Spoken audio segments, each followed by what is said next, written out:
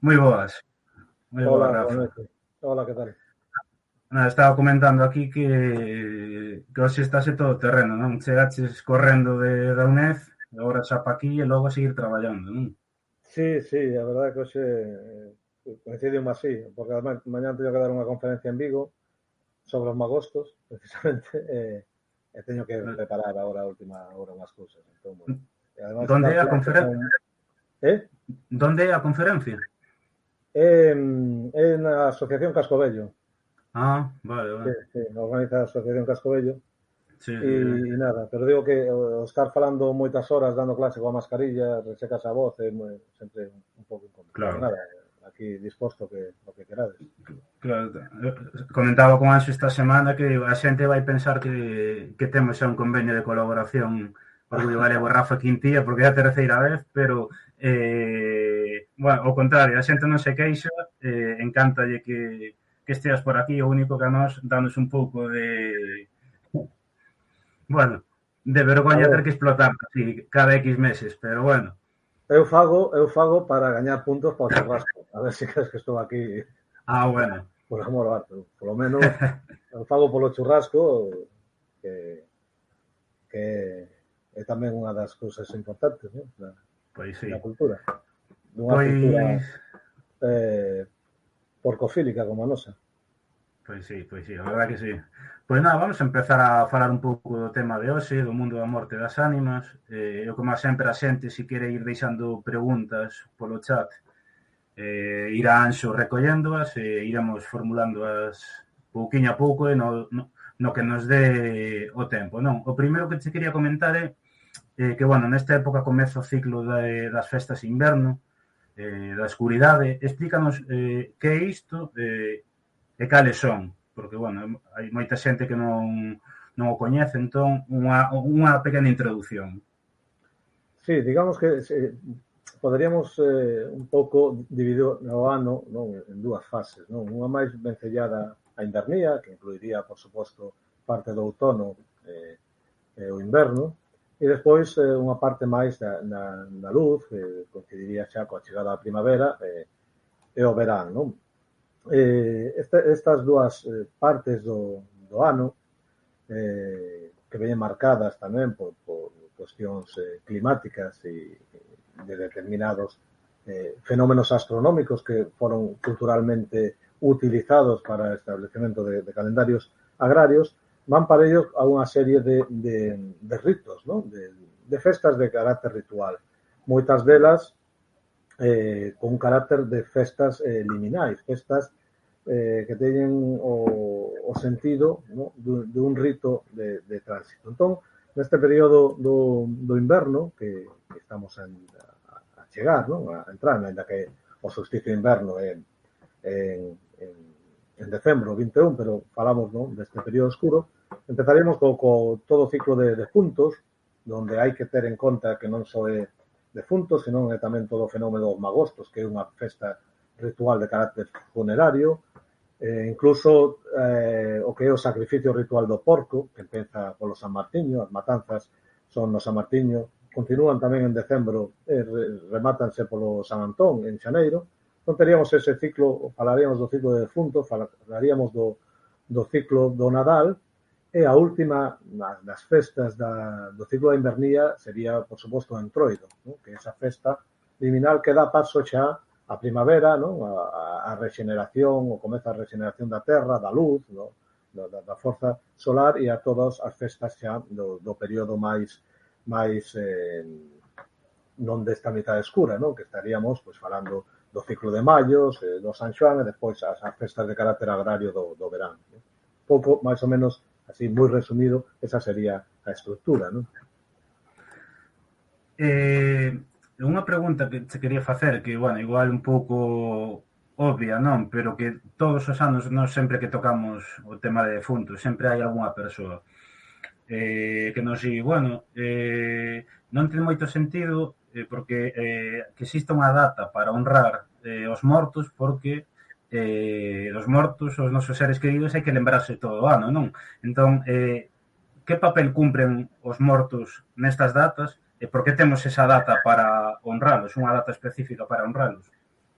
Claro, unha cousa é lembrarse aos teus mortos todo o ano, o cual está moi ben, e outra cousa é o carácter ritual desta celebración. É dicir, ti podes, obviamente, lembrarte dos teus seres queridos que xa non están neste plano, según xa as crenzas de cada un, en calquera momento. Pero é necesario a existencia de ritos donde se escenifique a conmemoración, a lembranza destes seres. É dicir, calquer sistema religioso, cando falamos de sistema religioso non estamos falando do cristianismo exclusivamente, calquer sistema religioso, ¿no? De carácter, se queres, espiritual, ainda que estos termos son un pouco así complexos de definir, pero ten para ello un aparato ideolóxico que sería o dogma e un sistema ritual que son os ritos. Entón, as celebracións rituais son importantes, primeiro, por unha función meramente social, ¿no? Xa temos falado moitas veces.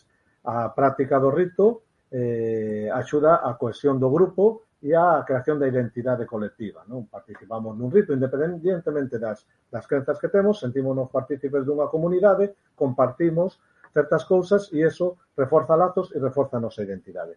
Pero aparte, hai outra vinculación que moitas veces se escapa, fundamental, que é entre o rito e o mito.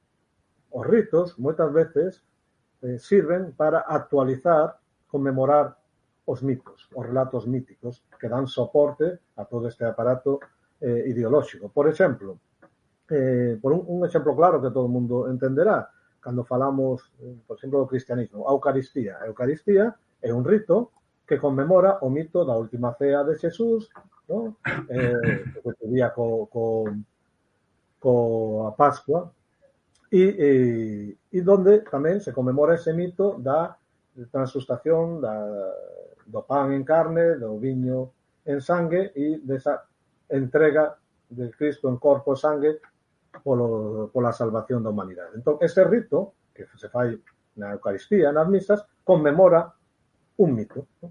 Entón, hai unha ligación entre os ritos e os mitos. Por eso, os ritos tamén son importantes para interpretar moitas veces o esquema mítico que dá soporte a este tipo de prácticas. O sea que, claro que te podes lembrar dos mortos en calquer momento, pero é interesante ritualizalo, escenificalo, de algún xeito, podemos decir, teatralizar esa lembranza e esa conmemoración. Pero aparte, tampouco, máis alá diso, ten unha importancia capital, e é que precisamente nesta data, neste momento, que comeza, ¿no?, este ciclo do inverno, é un momento onde entramos en contacto coas ánimas. É dicir, é un momento onde, hablamos no sentido cultural, ¿no?, donde o que separa o mundo do alén, do aquén, descórrese e é posible, de forma máis extraordinaria, ¿no?, que isto é algo extraordinario, o contacto cos que está máis alá. Por eso se fai nesta data. Uns defuntos que van a estar acompañando durante todo este ciclo invernal, eso vese moi ben no ciclo do Nadal, cando a xente pois, deixa un plato o día de noite boa, ¿no? E están presentes incluso hasta a última festa do inverno e sobre todo nestas mascaradas invernais que é un troido onde se lle daría xa despedida a eses defuntos. Non todas as culturas do mundo teñen datas propicias para o contacto cos defuntos e para a celebración dos defuntos, igual que teñen datas nas que eses defuntos teñen que volver ao seu ámbito, ao seu plano de existencia. E o momento no que se abren, digamos, as portas que facilitan o contacto cos defuntos é precisamente agora. Sobre iso iba a preguntarche, pero bueno. Entenderon, pero bueno. Sí. No, precisamente, pero bueno, a seguinte pregunta que te tiña, pero xa máis ou menos respondiches que eso, que sucede na noite de defuntos cando os mortos, pero tamén lugares míticos, a mí se me ocurre, por exemplo, o Portalén, non? Cobran en importancia, cobran protagonismo, non? Un pouco precisamente polo que viñas ti comentando agora.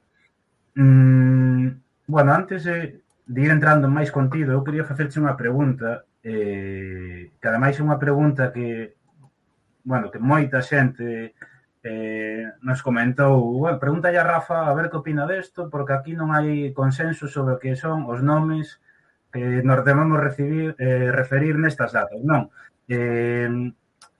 Claro, temos nome de defuntos, Halloween, escoitas tamén Noite das Ánimas, Noite dos Calacús, Samaín, que ademais Samaín é un termo que colleu moita forza nos últimos anos, como xeito, eu creo que como xeito de diferenciarse do Halloween, aínda que logo, bueno, eso poderemos falar o máis adiante, eu creo que se quedou máis no superficial no nome que logo no que é o rito, esas tradicións, non?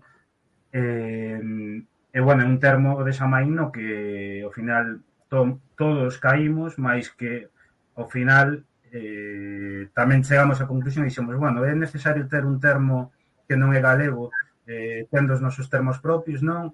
Bueno, cal é a túa posición a respecto disto? Ti como crees que deberíamos chamarlle, bueno, non como lle debemos chamar, pero cal pensas que debería ser o nome ao que nos debemos referir a esta festividade? A ver, esa reflexión é moi interesante, eu tamén fixen esa reflexión. Para min, está claro, para min é a festa de defuntos, ou se queredes de ánimas. Polo seguinte, non? Primeiro, hai que entender que a cultura, xa o teño dito moitas veces, repito, non é un fósil, é algo dinámico que se vai refacendo. Nesta festa que hoxe en día temos, na que se conmemora, non? Os defuntos, non? As ánimas dos nosos ancestros. Ten moitas capas, por suposto, ten sustratos precristiáns moi claros, non? Ese carácter liminal desta noite. Sabemos, por exemplo, que nas culturas célticas o día 1 marcaba o comenzo do ano, precisamente coincidindo con este ciclo oscuro, esa creenza en que se abren as portas, en donde se permite o tránsito dun lado a outro, está palpable na nosa mitoloxía, pero está palpable tamén na mitoloxía irlandesa e na mitoloxía de moitos outros países, non? Cando se abren os sís, a posibilidade do acceso ao alén. Entón, hai moitas capas, pero non debemos esquecer tamén que o que en definitivo, que estamos celebrando, non? Sobre todo o día 2, é conmemorar, lembrarnos dos nosos difuntos. Non? Porque, digamos que esta festa, que xa se celebraba nos calendarios célticos, baixo o nome de Samaín, ¿no? Bueno, como se pronuncia en gaélico, Xewín, ou como se diga, ¿no? Era unha festa que se celebraba tal como estaba concebida en Medida do Ferro, hai 2000 anos. ¿No? A partir de aí, tanto en Irlanda como aquí, pasaron moitas cousas en 2000 anos, ¿no? Pasaron moitas cousas. Entre elas pasou que no século IX, o Papa Gregorio IV, no ano 840, destina o 1 de novembro a Día de Todos os Santos, dedicado aos santos que xa están mortos, son defuntos, pero os santos, non? E despois, no século XI, no ano 998, destínase o día 2 de novembro o Día de Defuntos, cristianizando xa unhas prácticas rituais, unhas tradicións, unhas festividades que xa estaban marcadas.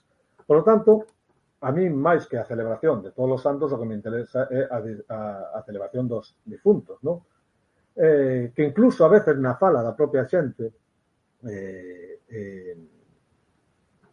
misturan os dous conceptos, non?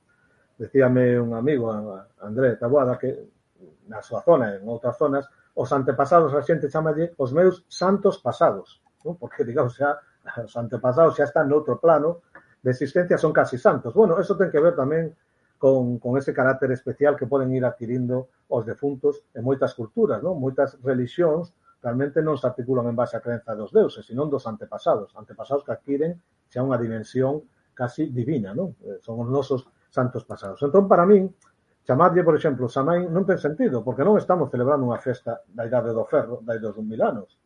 Facemos outra cousa. Igual que non sei, no entroido chamamos de entroido, non chamamos, non sei, ritos de expulsión do inverno, non? Ou o nome que tivese, pois, non sei, se nos remontamos ao Neolítico ou cada un a donde quera, non? Non me parece correcto porque temos unha denominación popular, ¿no? da xente que mantivo viva esta cultura, que fala dunha data dedicada aos nosos defuntos, a honrar os nosos defuntos. Día de Defuntos ou Día das Ánimas. No Día das Ánimas, no Día de Defuntos, fanse ritos como o dos Calacús, que se chama aquí na nosa zona de Pontevedra. Pero eso é un rito. Mais, chamarlle Noite dos Calacús, podíamos chamar Noite das Castañas cocidas, Noite das non sei, das candeas. Quizás un termo interesante, moi relacionado, sería magosto. non? Magosto está estreitamente relacionado a esta celebración. De feito, Magosto empeza no 1 de novembro. É un rito de carácter funerario. Así que o Magosto e a celebración de defuntos van da man, non? A min gustame día de defuntos. Samaín xa expliquei porque non facemos arqueoloxía cultural, non estamos celebrando Samaín. Samaín desapareceu, igual que non celebramos o Lunarsán, nin o Inbol, nin outras das festas, nin celebramos o Sol Invicto no Nadal. Celebramos outra cousa que ten moitas capas. E Halloween menos, porque Halloween é un termo de inglés arcaico que significa todos os santos, non? Tamén. Entón, que sentido ten utilizar un termo en inglés para algo que xa tes un termo en galego? Entón, eu creo que a denominación debería ser a que usamos sempre en referencia precisamente a eses que xa non están, a eses devanceiros os que nos trouxeron hasta aquí, non? Non hai nada máis noble tamén que conmemorar pues, as súas raíces, non? Daqueles dos que ves. Entón, bueno, eu creo que Día de Defuntos é o máis acaído. A veces, tamén, por meros prexuizos, ou eu creo que por descoñecemento, pénsase que tamén que defunto, pois que ten unha connotación relixiosa ou cristiana. Bueno, calquera dos termos ten unha connotación relixiosa, porque Samaín tamén unha connotación relixiosa, e Halloween tamén. E o cristianismo, bueno, que era ou non, é unha parte tamén esencial do que foi a configuración da nosa cultura, non? O cristianismo creou, por exemplo, un concepto no século XIII que é o purgatorio. E gracias á existencia do purgatorio hai un culto moi arraigado na nosa cultura ás ánimas, os petos das ánimas, e que poderíamos remontar incluso a cultos anteriores dos lares viais e outro tipo de cousas máis profundas. Pero sempre hai nexos de unión entre o pasado e o presente, e o futuro é bo coñecelo. En todo caso, calquera das festas do ciclo do ano, en esencia, son festas de carácter relixioso que non cristiano, que é unha cousa diferente, non? Hasta os mallos e o entroido é unha festa de carácter relixioso, por suposto. Sí, precisamente eso che iba a comentar, que hai moita xente que di, bueno, é certo que Samaín non é un termo galego, pero defuntos ao final é aceptar a cristianización dunha festa que non é tal, entón é un termo relacionado co cristianismo, non? Que é o que a nos tamén nos di moita xente, e incluso tamén é outro termo que detectei nos últimos anos, e que eu creo que foras ti que dicías que non tiña ningún sentido usalo nestas datas, que é o de noite meiga, non? No, claro, é que, bueno, é que eso é que o proceso de aculturación é tan brutal que estamos sufrindo, sobre todo a influencia da cultura máis mediática norteamericana e da esta iconografía do Halloween, donde se mistura todo, donde nos ven de volta, digamos, un sucedáneo desacralizado, descontextualizado das tradicións que nos levamos e das creencias que levamos a América no seu día. A noite meiga, a noite donde digamos que é máis fácil o contacto con este plano das meigas ou das bruxas no concepto mítico é San Silvestre e a noite de San Xoán. Eso son as noites da nosa cultura. Que pasa? Que como calquer data liminal, a noite de defuntos, igual que a noite de fin de ano, independientemente de cando se celebrase o fin de ano, que foi cambiando ao longo da historia, ou outra data liminal, a noite de San Xoán, como datas liminais, son datas nas que pode acontecer o extraordinario. E neso extraordinario, no momento, por exemplo, por eso son propicias para adivinación, para determinados ritos curativos, esconxuradores, propiciatorios, non? En ese carácter liminal destas datas, pois acontecen esas cousas extraordinarias, como é, por exemplo, o caso do contacto cos difuntos. Pero, neste caso, o contacto cos difuntos, o contacto co alén, as bruxas, as meigas non están no alén.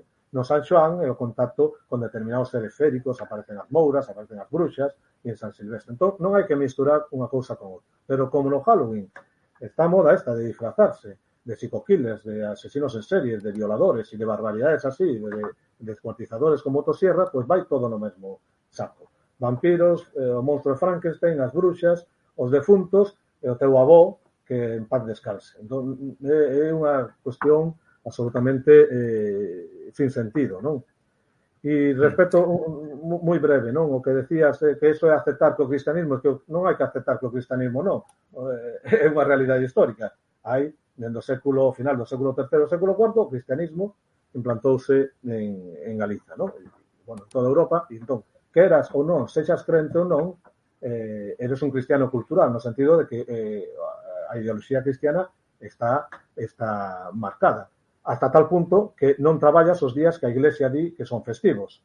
¿No? Por exemplo, o domingo. E todas as fontes, sacando da Constitución, que tamén podería ser un acto de fe, que na Constitución, o resto das celebracións que tes, Nadal, todos son festas de carácter religioso, o sea, que condicionan incluso o calendario, porque a religión é unha componente fundamental da cultura, sexa cal sexa a religión.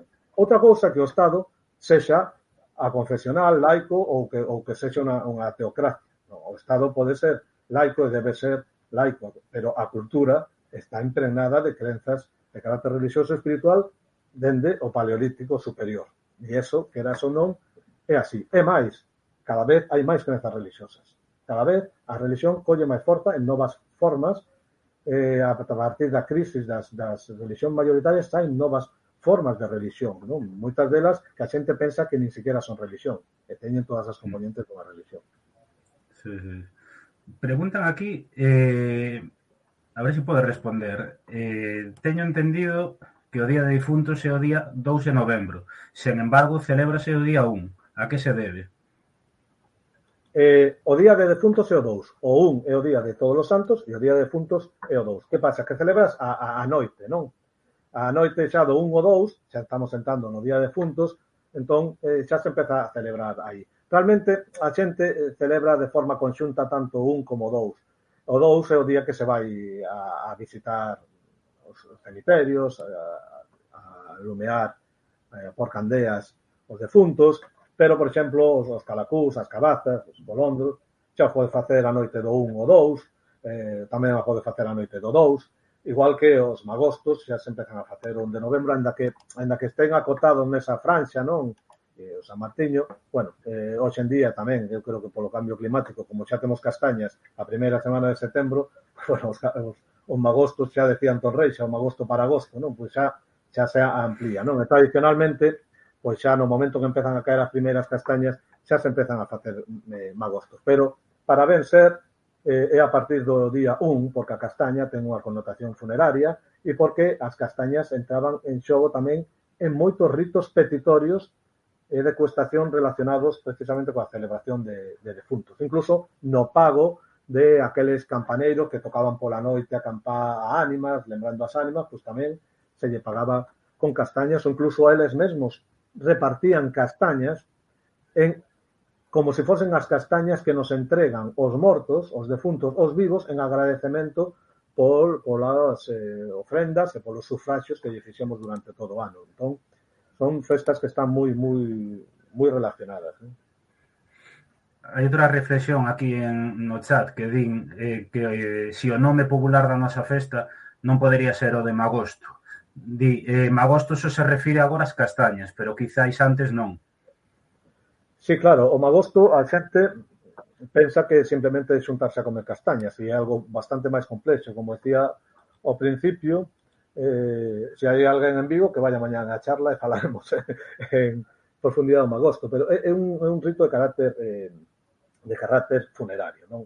Primeiro, polas datas, o segundo, polo carácter simbólico da propia castaña, terceiro, polo que se fai, como se escenifica. Fixadevos, posiblemente, si, o magosto e a celebración dos defuntos son basicamente o mesmo, porque nos magostos tamén se deixan as castañas pos defuntos, tamén se honran os defuntos, tamén se deixaba o lume aceso, había que deixar que se fora apagando para que se quentaran as ánimas, incluso existe a crenza de que o comer unha castaña liberas un alma do purgatorio, polo tanto, ten unha connotación tamén de banquete funerario, non? De rito, tamén de comercialidade relacionado co máis alá. Incluso nos identificamos o magosto como esa festa que nos xuntamos, non? Pero esquecemos do magosto familiar. Hai dous tipos de magosto. O que se facía a propia familia. En moitos lugares de Galicia non se facía ese magosto onde se xuntaban os mozos, non? Senón que era un magosto familiar. Na casa, nesta época, fanse as castañas, comíanse na cociña, que é o ónfalo, o santo santorum da casa, coa lareira acesa, o lugar o que veñen as túas ánimas a visitarte, onde se deixa o lume aceso. De feito, existía esa creenza de que o lume se movía, sin haber corrientes, era que estaban entrando as ánimas, non? Entón, ten esa connotación de banquete. Despois está o rito máis de cara a fora, máis social, do magosto, que se fai nun lugar fora da aldea, é dicir, no territorio, como decía Mandianes, do territorio dos mortos, sais nun claro no bosque, nun outeiro, nunhas penas que fan unha pala, bueno, sempre fora do ámbito dos vivos, normalmente, hoxe en día xa non, se vai na cidade, vais en calquera sitio, non? Pero facíase nese espacio fora, nós, os vivos, vamos ao lugar onde residen os mortos, hai ese encontro con eles, onde se comparten esas castañas. Decía o etnógrafo portugués, Leite de Vasconcelos, que el veía no magosto un magusto, que chaman en Portugal, non? Un vestixo dese banquete, non? En honor aos mortos. De feito, ali en Portugal, as castañas que quedaban do magosto decían que estaban babadas dos defuntos e non se collían. Entón, hai ese carácter, ese encontro, porque tamén hai celebración, hai rito, hai lume, por suposto, está o viño novo, os dos froitos da época, o viño novo e as castañas, hoxe en día tamén chourizos. E despois, non esquezamos, e isto é fundamental, tamén pasa desapercibido, a práctica de emborrallarse a cara coas cinzas das castañas e volver do espazo non habitado, do espazo do alén, a aldea, arremedando de algún xeito esas ánimas que nos visitan. É a primeira mascarada. De feito, en lugares de Europa xa se enmascaraban. Nos enmascaramos, pero unha das máscaras máis básicas, que despois tamén se repiten en todo, que é pintándose a cara de gorro, de negro, non? Da castaña. E así volvíamos ao mundo dos vivos, escenificando, teatralizando de algún xeito esa chegada desas, como decía Marcial Gondar, desos romeiros do alén, non? Entón, é o comezo das mascaradas da invernía. A festa de defuntos, o magosto, é o comezo das mascaradas que teñen unha conexión moi grande tamén co mundo dos defuntos e que estará presente, como dixemos, ata o entroido. Así que, claro, magosto e defuntos van da man, non? E bueno, volvendo o de antes, non? Que falábamos dos nomes, que si Samaín, que si defuntos, que si Noite das Ánimas. A min dá a impresión que ás veces quedamos un pouco no superficial, porque, claro, podes percibir, sobre todo en entornos urbanos, non? Moita xente que xa usa o termo Samaín, sen embargo, logo, ou nos colexios, logo, o que é a práctica, levalo á práctica, é o Halloween, non? Aínda que usemos o termo Samaín e polo tanto estamos, ou eso penso eu, non, a perder o que é a esencia do que era a Noite de Defuntos, cara unha versión, bueno, máis festeira do Halloween, non? E digo festeira porque o Halloween en esencia tampouco era o que coñecemos agora. E falando entón sobre os motivos polos que estamos a perder a esencia do que significaba esta data no noso país, ti crees que un dos motivos pode ser en como percibimos, en como vemos a morte na actualidade? E xa ligando con isto, se nos podes introducir brevemente de como se vía e como se enfrontaba antes a morte en comparación con a actualidade. Sí, absolutamente. A ver, son varias cousas as que acabas de sacar. Por unha parte, é certo, non, que frente a... Eu creo que se empezou a utilizar o termo Samaín para referirse un pouco ao tema das cabazas, non? Como se o rito de facer cabazas fosse unha cousa diferente da celebración de defuntos. Eu sempre conto que a min que me ensinou a facer as cabeiras de Calacú foi a miña avoa, nos anos 70. Que quero decir con eso? Que non existía, non sabían nin o que era o Halloween. Para que fagades unha idea, a televisión era en branco e negro e había un canal, o sea, non sabían nin o que era Halloween ni Samaín. E a miña avoa ensinoume a facer as cabazas, non? Na parroquia de Salcedo. Porque a miña avoa ensinoulle a súa avoa, que naceu no 1800. O sea, aquí, hai máis de 100 anos, facíanse as cabazas en defuntos. A festa de defuntos, facíanse as cabazas, poníanse nas portas, nos camiños, incluso eu teño no meu traballo de campo documentado en moitos lugares de Galicia, en moitos, como había xente que collía unha cabaza, non? Unha vela, botaba unha saba, calquera cousa que tivera por casa, e saía aos camiños a asustar, esas bromas de asustar. En defuntos, claro. Tamén esa bromas repetíanse no entroido, tamén vestidos cos calacús e as sabas, por exemplo, non? Por exemplo, asustar as mulleres, as mozas que iban cedo as novenas, as misas tan tempranas, as novenas, pois saíanlle polos caminos a asustar, non? Entón, pensar que Samaín é facer as cabazas é absurdo, porque as cabazas é un dos ritos, dos moitos ritos que forman parte desta celebración deste ciclo de defunto, por eso falo de ciclo, non? Igual que os magostros. Claro, frente á influencia do Halloween, pois moita xente di, non celebramos Halloween, chamámoslle Samaín. Pero o que importa é o fondo, non? É dicir, dis que celebras o Samaín, pero estás facendo exactamente o mesmo co Halloween.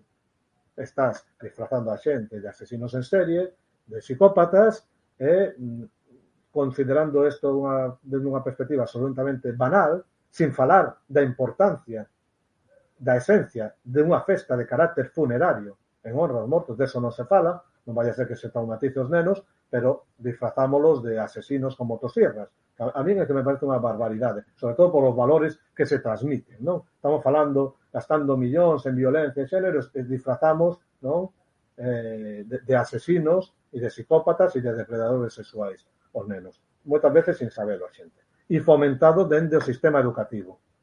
Que son máis triste, cando institutos suspenden clases e se dedican a facer este tipo de cuestión. Fálalle da túa cultura, explícalle que é o que se celebra aquí.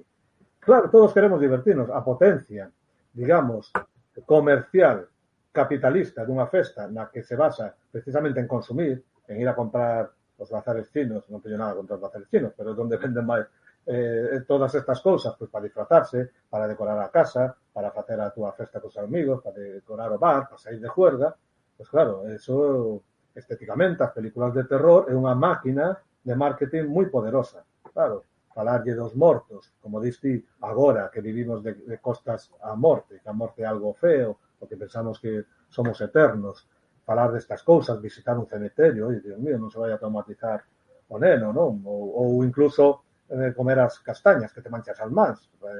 Lume, tampouco é difícil facer lume, xa, sabes? Entón, claro, ante a potencia do aparato publicitario e de marketing desta festa absolutamente, hoxe en día, de carácter lúdico e comercial, está pasando tamén con cousas do entroido, pois é normal pois que a xente que tamén quere divertirse pois bote man desta opción. Pero eu creo que durante o ano temos moitos días para divertirnos, temos 365 días, o sea, podemos salvagardar o carácter autóctono ou cultural destas celebracións e establecer outros días para divertirnos. Non pasa nada por facer unha especie de festa do terror, pois non sei, o 15 de novembro, se queres, non? Non é necesario, eu creo, desvirtuar unha festa tan fondamente arraizada na nosa cultura e na nosa identidade e que nos conecta precisamente cos nosos ancestros. E respecto ao que dis, claro, a sociedade tradicional convivía coa morte día a día. A morte estaba presente.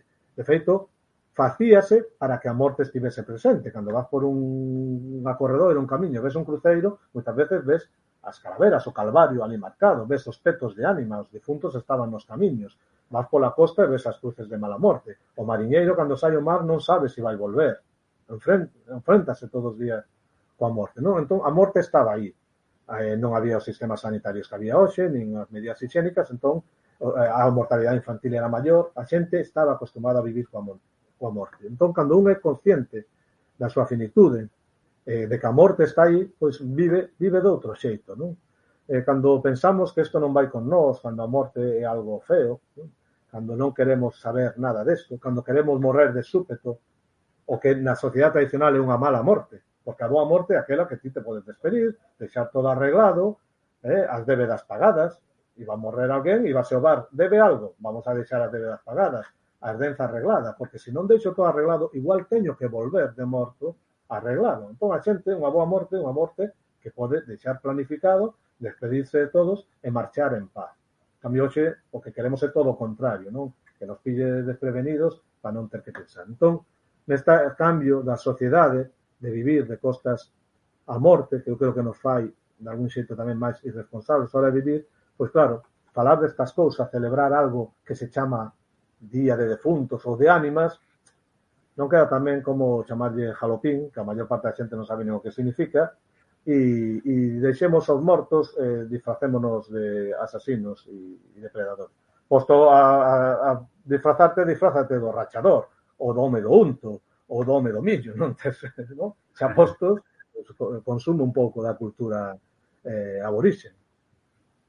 Pois sí, eso eu estou totalmente de acordo. De feito, hai xa non só co Halloween, tamén nos últimos anos, con todo o que hai alrededor do Día de Mortos en México, hai unha auténtica fascinación cando moitos elementos desas festas témolos na nosa propia tradición, pero claro, non se coñece.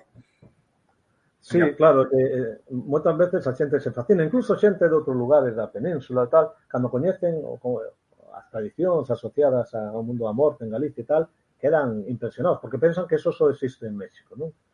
Pregunta por aquí un compañeiro, Sánchez, se somos conscientes da nosa finitude. Home, máis nos vale, non? Sabes que só hai dúas certezas na vida, non? A morte e os impostos. E o da morte ainda é relativo. Entón, eso non quer decir que estes todo día vivir pensando que vas morrer, senón saber que eso pode pasar.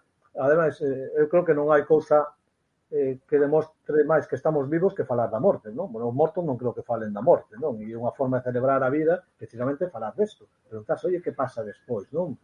Porque igual decimos, bueno, pues como sei que isto vai a acabar, oye, pues vou a organizarme un pouco mellor. Igual estou perdendo a miña vida aquí facendo o parro, traballando 17 horas o día aquí neste lugar. Bueno, si penso que isto non vai conmigo, pois igual, claro, mañán me estampo contra un poste a 250 por hora nunha moto rectificada a 90 co o seu metra kit e sin casco, porque, como isto non vai conmigo. Eu queria facerte unha pregunta que a verdade non tiña no guión, pero a raíz aí dun pequeno debate que lín hoxe no Twitter, que, bueno, falábase do que de defuntos como unha festa triste fronte ao que se celebra na actualidade, nesta data, como unha festa que ten un componente máis alegre, digamos, non? E que a xente quere celebrar cousas alegres. E tamén se comentaba que, bueno, que era normal que se celebren estas datas de outros xeitos, xa que a cultura e os ritos non son inmutables, o sea, van cambiando, non? A miña pregunta é, bueno, xa independentemente desto último, que claro, habería que ver si o que a celebración evoluiu naturalmente ou que hai unha imposición cultural, que falábamos o Halloween e todo iso, non? Bueno, eso xa daría para outro tema, pero era realmente a tristeza na sociedade galega, o sea, esta tristeza era parte da relación que tiña os galegos e as galegas coas ánimas. Realmente era unha festa triste.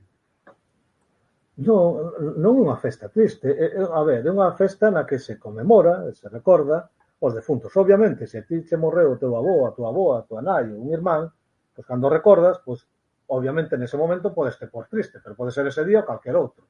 Pero que a tristeza forma parte da existencia humana, que non podemos vivir nun espazo emocionalmente protegido toda a vida. Isto é unha creación do capitalismo neoliberal absurdo, que todo ten que ser un mundo de fantasía para que estemos alienados totalmente, nos dediquemos ao que hai que facer, que consumir, basicamente. Entón, triste, bueno, claro, se te acaba de morrer unha persona ese día, pois estarás triste, pero se te morreu no Nadal, estarás triste no Nadal, se te morreu no San Xoán, estarás triste no San Xoán porque te lembrarás, non? Non ten por que ser triste. Eu nunca, a miña experiencia, ahora falo a nivel personal, eu dende pequeno sempre me gustou ir ao cemiterio. Incluso cando estaba fora, traballando fora de Galicia, intentaba estar aquí gustábame porque vía todo iluminado, luces, encontrábame coa xente, era un momento para socializar, xente que igual non vía en todo o ano, amigos que estaban estudando fora ou que marchaban, eu iba ao cementerio a miña parroquia e aquelo te encontrabas coa familia, era un momento de reunión dos vivos a carón dos mortos, non? E sentíame ben, eu sentíame ben visitando a tumba do meu bisavó, non? Mira, está aquí, tal. Sentíame ben, non, obviamente podes estar máis triste se unha morte é máis reciente, porque as mortes hai que xestionalas, hai que choralas. Agora, como non se pode chorar, ahora como hai que ir os enterros con gafas de sol porque está mal exteriorizar a tristeza, a non ser que sexa unha estrella de rock, tal, entón podemos chorar todos de forma catárquica toda a sociedade, pero se é un familiar parece que non se pode nin exteriorizar a dor. Antes non só se exteriorizaba, senón que se teatralizaba a través das plañideras, ¿no? E todo eso. É bo, é moi bo liberarse, hai que chorar cando hai que chorar, non? E non ten nada malo. Entón, para un será máis triste, pero para min unha festa triste é o día do traballo, nun país con 3 millóns de parados. Eso sí é unha festa tristísima, non? Onde vai, a onde vas? Que vas a celebrar, non? Pero defuntos non ten por que ser algo triste. De feito, os magostos teñen unha connotación lúdica. Festiva, a xente se reúne ao redor da fogueira, cantan, contan chistes, bromas, saltan por riba do lume e despois volven á aldea facendo trasnadas. Non esquezades que hai lugares de Galicia aínda onde a noite de defuntos é cando se vai roubar os carros, mover as cancelas e facer todo iso. E non esquezamos que o magosto forma parte da festa de defuntos, por tanto non é unha festa triste. Cando a xente saía a asustar os veciños non o facía con fin triste. Cando te xuntas a comer castañas, os chourizos non o faz chorando, non? Ou cando faz os calacús para pôr nos camiños e tal. O sea que tamén depende un pouco de como vivas. Claro, se ti lle quitas toda a sustancia festa e o convirtes nun carnaval de cachondeo, pues claro, entón sí, é moi divertido. É moi divertido porque nos disfrazamos. A que non lle gusta disfrazarse, non? Por eso triunfaron tanto en Galicia as festas históricas. Eso é un gran invento, porque reúne as tres cousas, non? Que nos gustan a nós, que é disfrazarse, facer festa e comer. Entón, claro, eso é maravilloso. Eu estou totalmente de acordo, aparte que na cea de defuntos, non, cando logo deixabas a mesa sen recoller, bueno, esa cea tampouco tiña que ser vista como casi unha reunión familiar triste, na que estás lembrando os mortos un xeito triste, non? Incluso pode ser totalmente o contrario, pode ser un momento de pasar un bo momento, un bo rato coa familia, conversar de lembranzas e non ten por que ser un momento negativo, nin moito menos, non? Sí, claro. Ti pensa unha cousa, a forma, para manter vivo alguén hai que mantelo na lembranza. Se non o lembras, entón morre definitivamente. Claro. Unha forma de manter vivo é lembrar ao teu amigo, o morreu, o teu familiar, lembralo, rirse, conmemorar aqueles bons ratos, aqueles bons momentos, non? Que pasaches. Obviamente, canto máis cercana é a morte, a dor é máis grande, obviamente, non? Porque tens que pasar un duelo, non? Pero é unha forma de manter viva os que xa non están aquí. Falar deles, recordalos. De feito, a xente, a cultura tradicional tamén é moi sabia. Falan deles e asignanlle un calificativo para indicar que siguen aquí, pero están noutro plano de existencia, que é o difunto de tal, o difunto. Non dis, José, non, o difunto de José. Entón a xente xa entende, está, pero xa está noutro plano. Pero seguimos vinculados emocionalmente, afectivamente e a través do parentesco con esas persoas que non están. Entón mantémolas vivas a través da lembranza. Obviamente, se a persona é un desgraciado, pois mellor non lembralo, non? Porque igual que hai personas boas, vivos vos, hai mortos tamén vos e malos, non? E por morrer non te fai boa persona.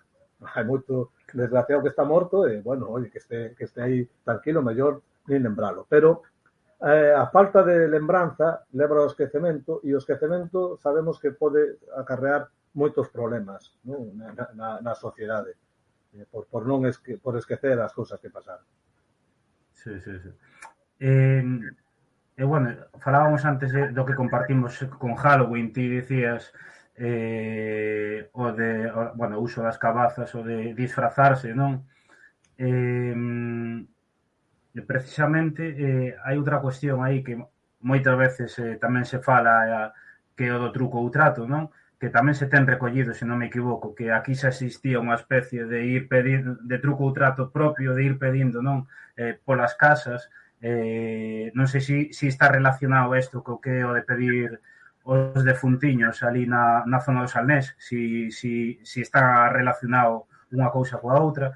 Eh, E que ritos temos que estean relacionados co Halloween que ainda pervivan na actualidade? A ver, en esencia, o Halloween é unha festa que cobrou forza dende, bueno, a partir do primeiro tercio do século XX, o sea, que está algo relativamente reciente. A esencia do Halloween é a festa de defuntos. Se ten as componentes das celebracións tradicionais de defuntos europeas, que básicamente son moi similares porque todos, como temos dito, nos parecémonos, coas nosas particularidades, parecémonos moito, non? Entón, isto que falamos das cabazas do Halloween, pues, sabemos que se facía aquí. Eso de ir polas casas, truco e trato, bueno, eso é algo reciente, non? O de esa frase, feito como me veñan pola porta e me digan truco o trato, pues non sei igual o que lle meto. Pero o que hai que entender é que nestas festas de carácter liminal, es que isto hai que entender que hai determinadas festas que van asociadas a un paquete ritual, por decirlo de unha forma vulgar, non? E que ten que ver co significado desa festa, coa estructura ideolóxica desa festa. E son os ritos petitorios, os ritos de cuestación. Fixádevos, no ciclo de Nadal vaise polas casas a pedir, cantando os reis, non? Noutros lugares de Europa, como acontecía en Galicia, como sigue acontecendo en determinadas zonas de Portugal, incluso Asturias, nesos petitorios do ciclo de Nadal xa van as máscaras. Volvemos a facer os ritos petitorios en unha dos elementos fundamentales do entroido, e pedindo polas casas, eso é o que se chama correr o entroido, entran as máscaras. Os ritos petitorios facíanse en mallos. Eu fun co mallo polas casas pedindo, vale? E en defuntos tamén se facía o rito. A veces pedíanse as castañas para facer o malgosto. Entón, outras veces, xa co influencia do cristianismo, pasou tamén no Nadal, digamos, esos petitorios intentaron leválos á órbita do cristianismo, e dicir, non pedimos polas ánimas, vamos polas casas a levar a nova boa do nacemento de Xesús, pero o rito de cuestación é anterior. Incluso en algúns lugares de Europa, nestes petitorios do Nadal, van as máscaras acompañadas de representacións de santos, como se fora o equivalente ao Pai Natal. Incluso esa máscara a veces aparece hasta demonizada, como despois imos a topar no Corpus, máscaras propias das máscaras de invernía con carácter demoníaco. Bueno, pois en defuntos íase polas casas. E ademais temos constancia documental e escrita, porque no século XVI o inquisidor, o obispo de Mondoñedo, Fray Antonio Guevara, que non era galego, entón chegou aquí e quedou un pouco así desconcertado de como celebrábamos nós o defunto, di que lle consta que o día de todos os santos e o día de defuntos que os mozos da freguesía van polas portas das casas pedindo, non? Tanto di os fillos dos ricos como dos pobres, van polas portas pedindo viños, freixós, o sea, filloas, pan, carne, bueno, cousas para despois facer unha festa, non? E que eso de ir polas casas a mocidade pedindo, que é un rito que non ten nada que ver co cristianismo, e que aquel que o permita, ou aqueles pais ou nais que enviaran aos seus fillos a pedir polas casas, que ten unha multa de 1000 maravedíes. E máis, di que en caso de que algo se pida, que se lle dé á iglesia para os defuntos. E ademais, incide nestes petitorios porque explica que nesas datas tamén lle consta que a xente, decía literalmente, fai aparador dos altares, é dicir, a xente iba ás iglesias a facer banquetes fúnebres. Puña as charras de viño, a comida en riba dos altares, se facían banquetes en honra aos defuntos, tanto nas iglesias como nos velatorios cando morría alguén, non? E tamén condena esta práctica. Non só condena, senón que di que aquel cura que o permita, pues, establecelle tamén, non sei se son 2 ducados de multa, e para o cura que o consinta, creo que di 4 ducados. porque os curas tamén eran galegos, estaban imbuídos na cultura galega e permitían determinadas cuestións, porque igual que hoxe en día, a mí me teñen dito moitos curas, decir, no, eu a quen lle teño fe é as ánimas, máis que os santos, as ánimas dos meus antepasados. O sea que o de ir polas casas existía en Galicia no século XVI, 400 anos antes que en Estados Unidos. E permaneceu ata hai moi pouco ir pedir polas casas. Outra cousa que foran disfrazados de Batman, ¿no? Pero iban pedir polas casas. O tema dos disfraces, vimos que tamén estaba presente en bromas e máis alá do disfraz a idea de enmascararse, que está nos magostos, ¿no? Ou de pintarse a cara, que é unha forma, non esquezamos, de enmascararse. Por lo tanto, a connotación do mascaramento, da transformación propia dunha data liminal, dos ritos de cuestación, dos rituais de talla de calacús, da honra aos mortos, do significado de data na que é posible o contacto co máis alá, onde poden facer acto de presencia os defuntos e tamén aquelas entidades de carácter máis siniestro, espectral, que están no outro lado, son componentes fundamentais da festa e do ciclo de defuntos galego. E que despois nos veñen, ahora, reactualizadas, transformadas, no Halloween, e que foron levadas a América e que ahora nos veñen de volta, non? O sea que non hai nada novo baixo o ceo e de todo o que nos podan traer no Halloween témolo nos aquí antes e mellor. Salvo as gominolas. Ou seja que o que te comentaba antes, que, por exemplo, a tradición esta que hai na Illa de Arousa dos defuntiños ven a ser o mismo que ti estás comentando, non? Sí, xa te digo, estivo presente ata hai moi pouco en moitos lugares de Galicia eso de ir pedir polas casas. De feito, hai algún lugar de Galicia de cuyo nombre non quero acordarme, non por nada, porque tampouco quero que se dedique a xente agora a peregrinar, a facer celebracións de defuntos por aí e a molestar a xente, donde siguen facendo os mozos ceas comunitarias, como confrarías.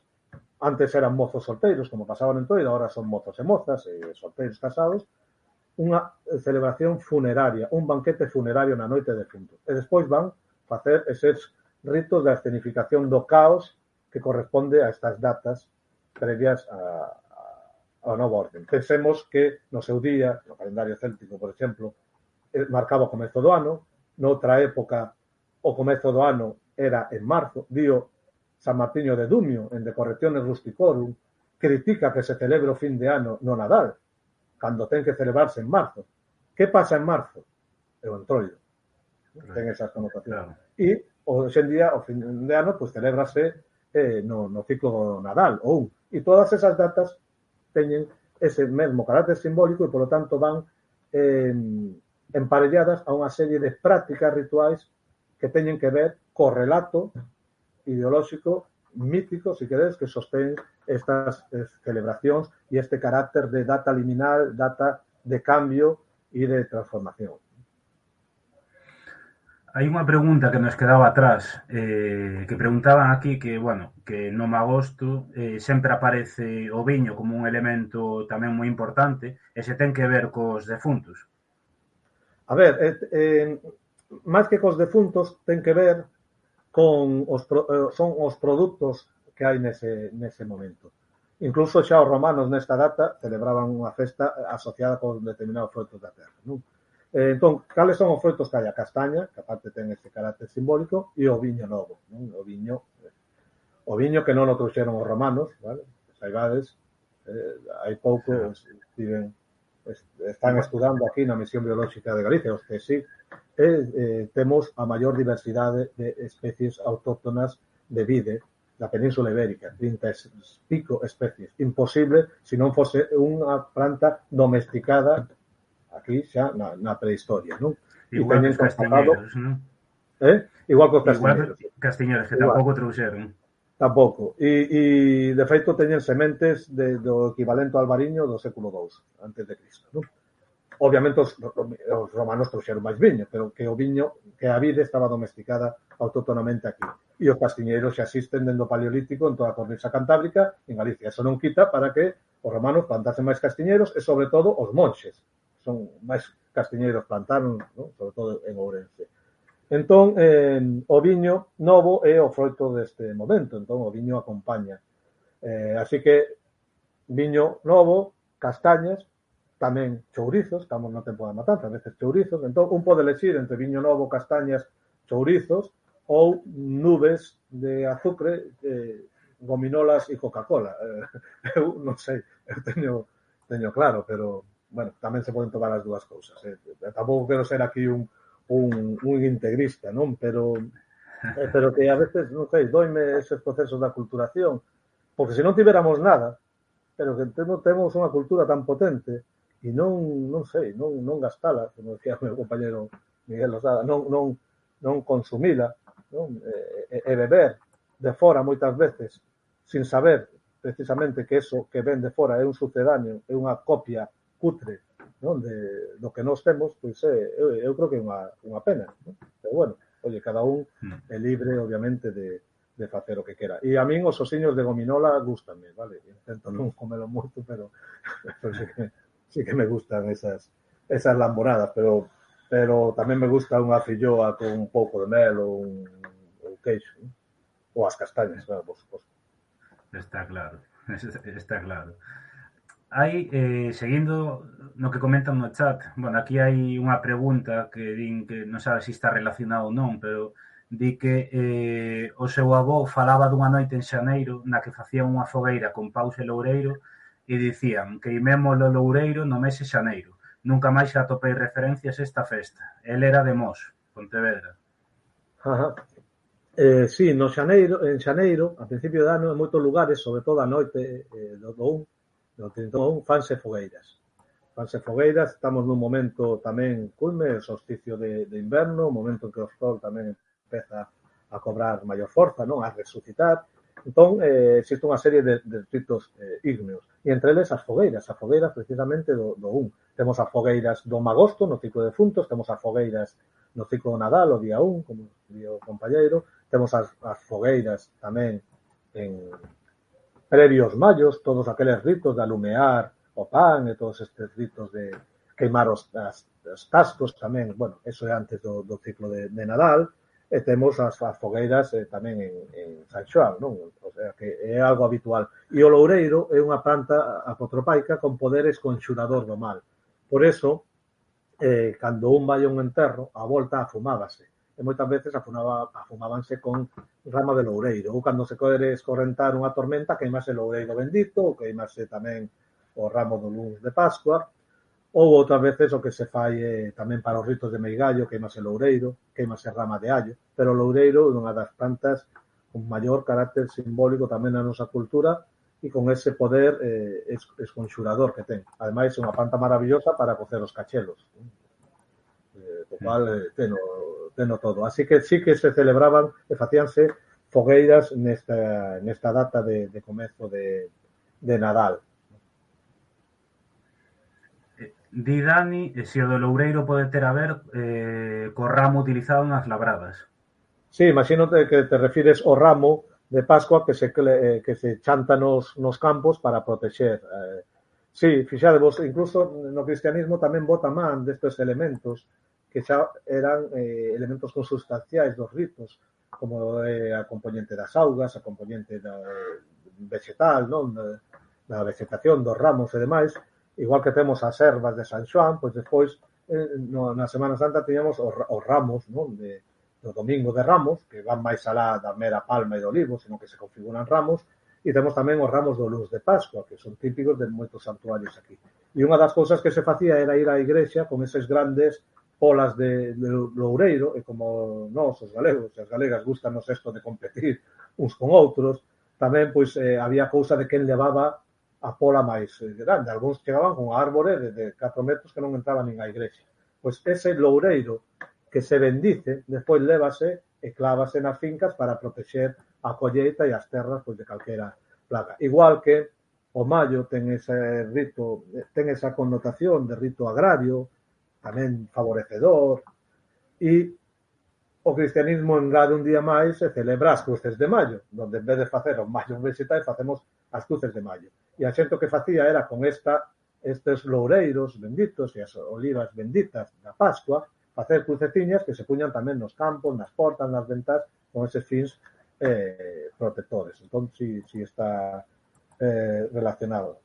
Di aquí, Dani, que teño entendido que cando labraban a terra había un home que bailaba cun ramallo de loureiro con roscas pendurado. Bueno, isto ten que ver tamén cos ramos, coas roscas, que tamén é unha variación de todos estes ritos protectores e favorecedores, donde entra en xogo esas componentes vegetais que son tamén asumidas polo cristianismo, sobre todo a importancia do loureiro, e onde tamén están estas roscas, pero bueno, eso, os ramos, roscas, é todo un mundo para falar. Bueno, estamos xa chegando a hora, entón imos ir entrando na parte final. Eu teño aquí unha pregunta máis da xente, e é se esta é unha noite, a noite de defuntos, unha noite propicia para a aparición da Santa Compaña. Pois sí, para eso sí,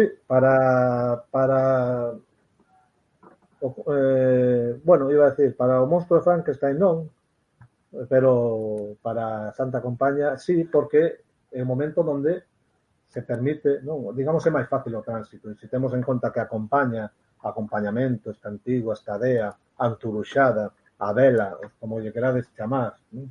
É unha comitiva de ánimas, a veces incluso poderían ser espectros, un mito moi antigo, con moitos matices, pois claro, é unha das noites tamén, por excelencia, onde terían máis fácil, precisamente, o tránsito por este mundo, ainda que non é exclusivo, sabedes que a compaña pode ser ver en calquera momento, non? Pero, digamos que teñeno máis fácil porque as portas están abertas, claro. Claro. É unha pregunta na que, bueno, se queres non respondas porque dá para unha charla en sí, mas se a podes sintetizar, perfecto. E é que fales, bueno, brevemente sobre o papel das ánimas, máis que o papel das ánimas, como se nos poden aparecer as ánimas na nosa cultura, tanto nestas datas como noutras, non? Porque, bueno, sempre sabes, non? Que poden aparecer en forma de animais, eso, de persoas. Eu sei que este é un tema que dá para un directo sobre iso. Dá para unha boa conversa. Sí. Bueno, vou resumir moi breve en 2 minutos. As ánimas poden aparecer de dúas formas, de forma directa ou indirecta. É dicir, cando falamos de forma indirecta, falamos como sensacións, que a xente chama tamén moitas veces señais, non? Señales, ou avisos, non? Que ten que ver tamén coa forma con esa idea de que a morte sempre avisa. Pero as ánimas poden aparecer de forma, digamos, indirecta. Que quero decir? Pois un cheiro a cera, cheiro a incienso, cheiro a determinadas plantas, eso, flores, eso a xente identifica, non? Que pode ser un ánima. Golpes na porta, golpes no tellado, pedras que caen no tellado, poden ser as visitas das ánimas. Decíame unha vez unha muller, non, eso, andan as almiñas inquietas, algo querrán, por que veñen. Esas formas indirectas, non? Más de carácter sensorial, é unha das formas de presentarse as ánimas. E a outra forma é dun aspecto máis tangible. Cando é dunha forma máis tangible, non? máis física, digamos, poden facelo en forma humana ou en forma de animal. Cando a fan en forma humana, podemos facer de forma individual ou de forma colectiva. Como ves, non somos galegos, isto non ten unha resposta, vale? As cousas son máis complexas. Pode facelo de forma individual, como un alma en pena, como unha visión, non? Ou podemos facer de forma colectiva, con todo isto que falamos da compaña e demais.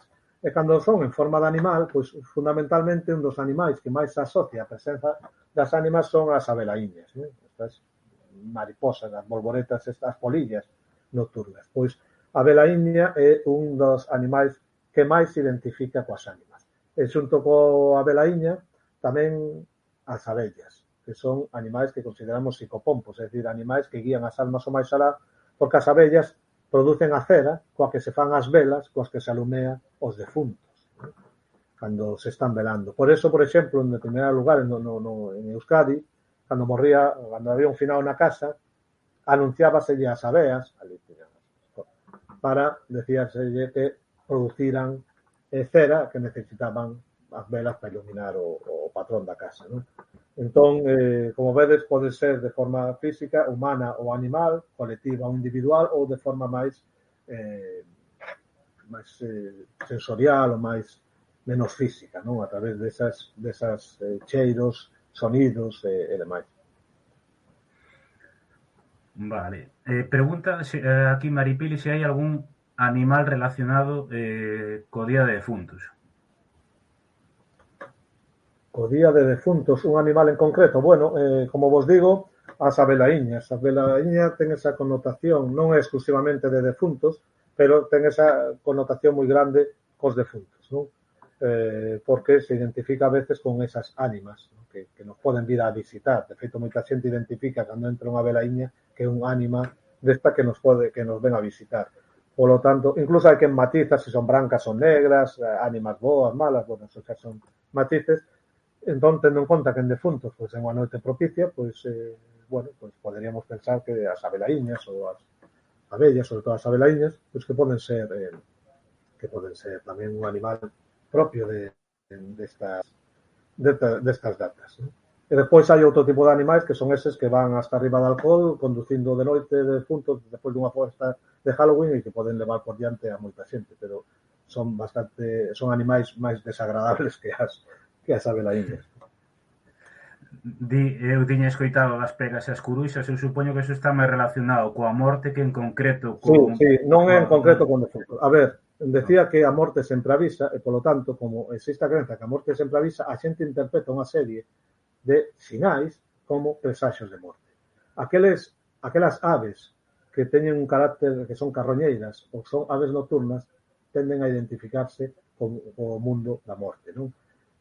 O corvo, sobre todo a pega, as pegas rondando pola casa, petando nos cristais e signo sempre de presaxio de morte cercana, ou determinadas aves nocturnas como determinados mochos, curuxas, que adquiren na nosa tradición xa nomes propios de carácter mítico. Entón falamos do paxaro da chuvia, falamos da cabra do aire, da raposa do aire, da cabra loca, bueno, unha serie de animais de mistura entre o mitolóxico e animais reais, os que se identifican co presaxio de morte, pero non son avisos, non? Eso entra noutro campo máis do que sería a mitoloxía un pouco da morte, non? Sí. Alba comenta que cando volves facer un curso de antropoloxía en galego ou algún que teñas por aí planeado, porque ela estivo no curso no que tamén estiven eu este ano que diches na UNED. Sí, a ver, pois non te vou dicir, sei que se vai repetir este que fixeche na UNED, pero máis ampliado a partir de febreiro, e como fan de ámbito internacional será en castelán. Non? Mentres non se fagan cursos presenciais, estamos operando así. Non sei, igual retomamos pronto tamén cursos deste tipo como estivemos facendo en Santiago. En todo caso, eu tamén pensei, é importante achegar a nosa cultura fora. Isto é unha reflexión que estou facendo, non? Porque hai un descoñecemento absoluto, e o descoñecemento sobre a nosa cultura leva á réplica de estereotipos e de prexuizos. E claro, despois acaban pensando que Noia, que está a 20 minutos de un aeroporto internacional, ou de Santiago, pois é unha aldea perdida na jungla amazónica, non? Entón, é bo, e hai moito interés, hai moita xente que interesa a cultura galega. Entón, ter ferramentas, neste caso, pois, para facer un curso de carácter tanto xente do resto do Estado como de Europa. Claro, obviamente, ten que facerse nunha lingua vehicular que podan entender máis facilmente, pois é importante para que nos coñezan. Entón, non te podo decir agora mesmo cando vamos repetir a edición do curso en galego. Sei que a partir de febreiro faremos este curso aberto a todo o mundo e que de todos xeitos vos convido a se vos interesa a facelo, porque seguro que entendedes igual, e vamos tocar moitos temas interesantes, algúns deles, pois, a morte, non? E, bueno, e cada ano vais ampliando, non? Porque, bueno, cada ano sempre vas metendo contidos novos e, bueno, veremos a ver se para o vindeiro curso podemos manter as dúas edicións, unha presencial, non? en galego e a outra de cara a toda a comunidade escolar, pois, escolar, bueno, universitaria en castelán. A charla de mañá, a que hora é? Porque falamos antes e andaba comentando a xente aquí polo chat. Creo que as 6 ou 6:30. Espera, digo, deixadme que mire o móvil porque mandarme o Sí, o sin cartaz. problema. A ver, un segundinho. Sí, falaremos sobre todo. Mirade, pois mañá é 28, non? Ás 6 da tarde no Instituto Camões, vale? En Vigo. Vale. E organiza Casco Bello.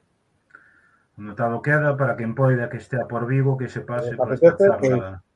Oye, un placer vernos en persoa, que estes tempos así de tanto reclusión, pues necesitamos tamén vernos un pouco as caras ou polo menos os ollos e socializar. Pois sí. Di aquí Sandra para cando un directo monográfico sobre o mito da Moura que hoxe non tocastes nada. Desto que poderíamos falar moito, nada, cando querades. Xa nos están poñendo deberes, eu non digo, logo non me botes a min a culpa de que sempre te chamo porque hai a xente que te reclama, Sí, xa sabes que eu se teño tempo e podo, non teño problema en colaborar con vos, é unha cuestión de cuadrar. E sobre a Moura podemos falar o que querades. Además necesito algún punto máis. Cantos puntos son para o churrasco? Son 4, 5, 3? Bueno, ti xa tes puntos, con unha charla máis xa tes dereito tamén a... a ver, ao final queresme exprimir máis. No, cando querades falamos da Moura ou falamos da morte, de moitas outras cousas, non? A Moura, joder, menudo mito que temos. Eu comentaba aquí eso, que xa pasaron a ligazón que tedes aí o documental do País a Moura que é moi interesante para introducirse nesto, non? Sí, aí podedes ver, é unha visión, ainda que é un documental moi extenso, tocamos algúns aspectos, porque é un mito tan maravilloso que non podemos abordar todo, pero tendes 2 horas e media de documental que podedes ver por capítulos como unha serie de Netflix, está libre, gratuito, e podedes botar ali unhas tardes se queredes. Pois mira, neste tempo de defuntos, pois non viña mal, comendo castañas, tamén ver o documental da Moura, porque non esquezades unha cousa, unha das facianas dos aspectos da Moura é a vella, e a vella, o tempo da vella e o tempo da invernía, que empeza agora, así que hai unha conexión tamén moi estreita entre unha cousa. Deixáchesmo xa preparado a huevo, como? Desecho a huevo. Sí, deixáchesmo a huevo, entón xa sabes, non, quen vamos a traer en novembro. Entereime de casualidade, Sí. E que ademais, bueno, para que non o saiba, no mes de novembro vamos a traer a Lidia Mariño, que, se non me equivoco, aparte alumna de Rafa, para falar sobre a vella, que lle dá nome o Arco da Vella, non? E que ademais que é un tema moi interesante e que aparte nos interesa porque tamén contribúe a feminizar un pouco máis o mundo da antropoloxía, porque ás veces, unha impresión que me dá a min, está moi masculinizado, non? Ti saberás mellor que a min. Non, hai moita muller. Que pasa? Que tradicionalmente, digamos que os estudos máis neste eido da antropoloxía máis clásica, relacionada coa mitoloxía, claro, vemos de unha tradición que era basicamente masculina, dende a xeración 2, Risco, todo isto. Pero hai teño moitísimas compañeras, de feito, creo que hai casi máis antropólogas.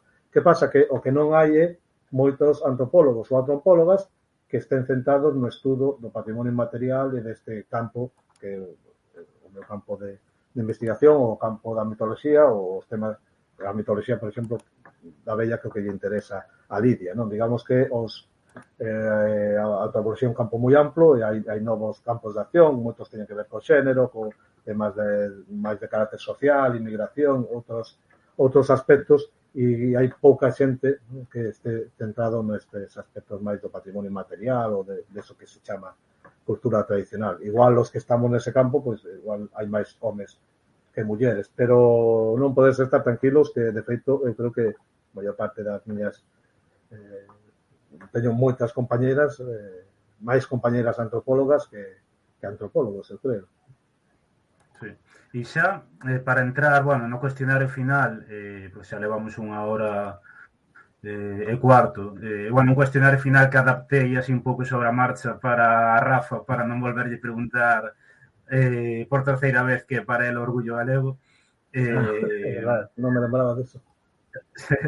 Nada, só porque non quero, é a única pregunta que deixei atrás, se podes dar unha resposta moi rápida e é que aquí comentaban que na súa casa en defuntos queimaban un tizón igual que o de Nadal e ese ten o mismo significado e relación. Quen comenta eso? Eso é moi interesante. Eso é moi interesante. Eso Ademais, nos lo mandaron esta semana por Instagram.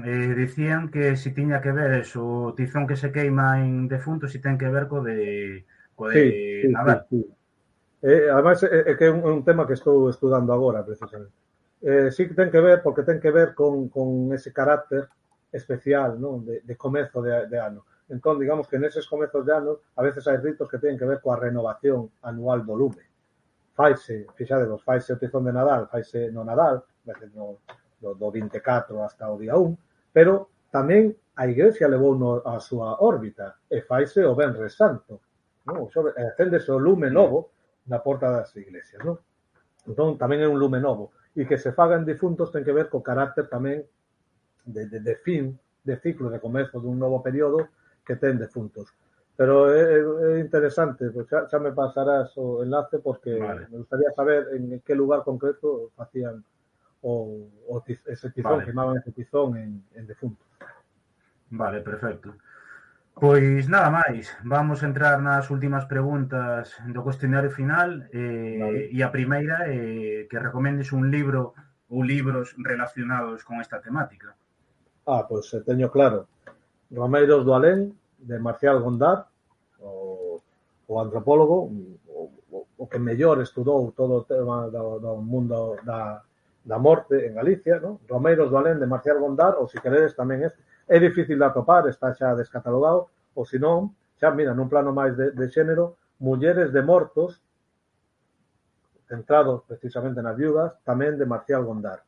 E se queredes algo sobre a Santa Compaña, pois o mellor estudo que hai sobre a Santa Compaña o de Carmelo Lisón Tolosana, unha lectura un pouco máis densa, non? Sobre todo o fenómeno da Compaña.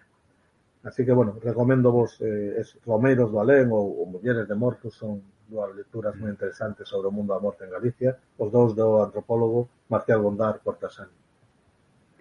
Vale. E logo, un filme ou documental que estea relacionado co mundo da antropoloxía. Antropoloxía galega ou non? Non ten por que... Pois, mira, vanme permitir que vamos dar autobombo. Porque de aquí a antes de que acabe o ano estrenaremos o novo documental no que estou metido, que é sobre a morte en Galicia, sobre a cultura da morte. Ya acabamos de gravar, estamos na fase de montaxe, así que tamén estará disponible. Invito vos a que o vexades a parroquia do Alén, falando precisamente de todas estas cuestións da morte, como vivimos a morte, da xente que interactúa coa morte. Pero bueno, como eso ainda non está, mentres tanto, pois un filme de ficción, pero que ten moito da antropoloxía galega e moito deste mundo da morte, que ainda estive onte falando del.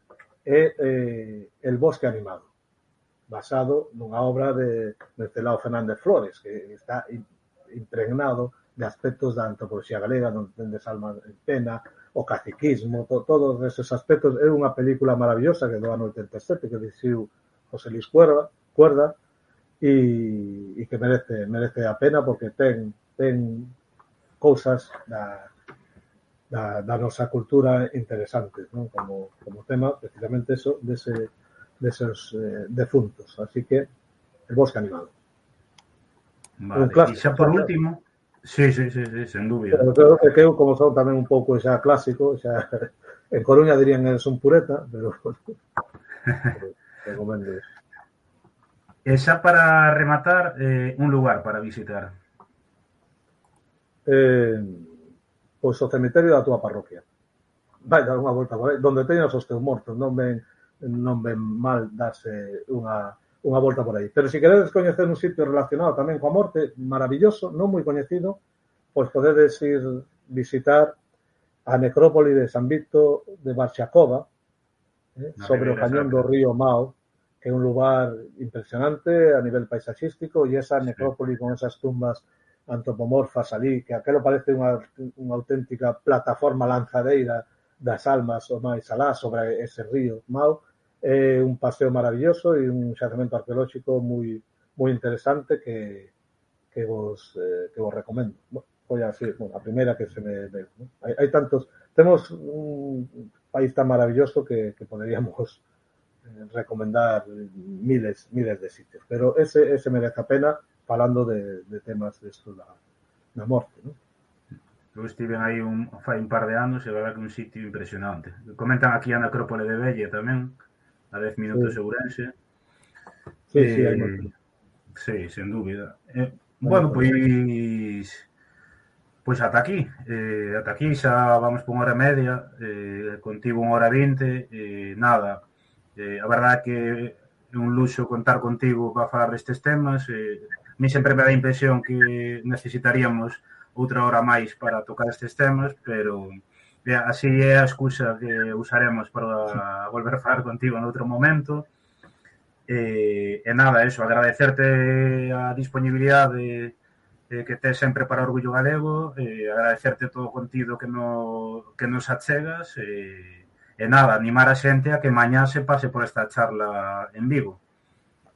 Nada, xa sabes, eu encantado. Son temas complexos e temas importantes que requerirían moito tempo para falar, pero creo que damos, bueno, se sirve para despertar a curiosidade por afondar na nosa cultura e na nosa identidade, benvido. E nada, podes contar conmigo, xa vos dixen cando querades, ademais parabéns, porque pareceme a vosa iniciativa unha iniciativa non só moi interesante, sino moi necesaria de achegar cuestións da nosa cultura, da nosa historia, non? Da nosa identidade a xente, sobre todo a xente nova, e utilizar estes medios que hai hoxe en día, non? Que non sei por que seguimos chamando novas tecnoloxías, hai xente que xa naceu con isto, pero bueno, estas tecnoloxías pois é interesante, así que ánimo e avante. Sí. Eu comentar que isto subiremoslo mañá a YouTube, digo agora porque moitísima xente nos preguntou entre semana se logo podían velo noutro espazo, se isto é un tema que xera moitísimo interese na xente, hai unha necesidade de consumir contido destas características moi grande, entón, bueno, nos aportamos a noso pequeno grande área, igual que facedes vos aí coa Sociedade Antropolóxica Galega, nada, novamente graciñas, nos vamos seguir 5 minutos e ti, Rafa, deixamos de ir. Nada, pois nada, un placer, moitas grazas a todos e a todas as que estivechedes presentes, espero que fose do vosso interese, moita saúde e a ser felices. Veña, un saúdo. Chao, graciñas.